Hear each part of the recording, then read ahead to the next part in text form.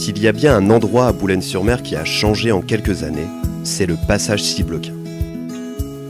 Longtemps laissé à l'abandon, l'endroit est aujourd'hui fréquenté par des jeunes qui veulent grandir, avancer, évoluer. Avec les habitants, on reconstruit petit à petit notre quartier. Nous, on est des animateurs d'une coopérative de jeunes du Boulonnais et l'idée c'était de faire valoir le mouvement de la jeunesse et de créer du lien social avec les habitants et pouvoir avoir justement du lien intergénérationnel entre les habitants, les jeunes et des acteurs sociaux du territoire. Et du coup, par rapport à ça, on a mis en place, avec les jeunes, avec les habitants et toutes les personnes qui gravitent autour du quartier, un jardin partagé, par exemple, où est-ce qu'on peut venir cueillir des fruits, des légumes, replanter, mettre la main à la pâte. On met en place aussi à côté de ça, avec l'ensemble des personnes, des repas partagés. Ça fait des grandes tablées au niveau du quartier où est-ce qu'on échange, on discute, on parle de pas mal de choses.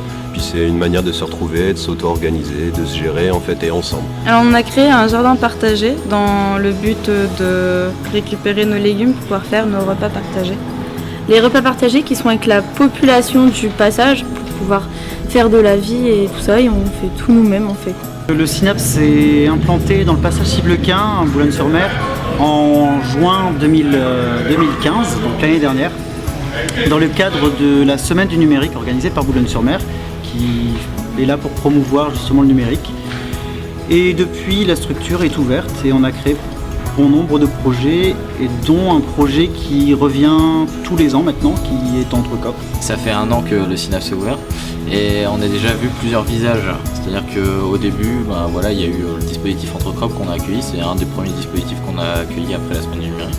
Bonjour, alors je suis Frédéric Merlin, je suis propriétaire du Camo Coffee House. Je suis dans la rue depuis 7 ans et j'ai remarqué les changements de la rue Ciblequin, de la passage Ciblequin. Depuis l'arrivée d'Entrecop, il y a beaucoup plus de passages, il y a une terrasse, les murs ont été repeints, les choses s'améliorent petit à petit. Bienvenue au passage Ciblequin, qui est déjà le premier quartier boulonnais à abriter un parc d'imprimantes 3D, et cela représente pour beaucoup l'avenir. Ce qui est très bien dans le passage, c'est un lieu de détente, de calme dans la ville. Il y avait des dessins, des machins, puis de temps en temps c'était brûlé, il y avait des... C'était donc un problème de délinquance. Il y avait quand même, je pense. Mais c'est bien qu'il y ait... Ça donnait cette impression-là, maintenant on n'est jamais rentré...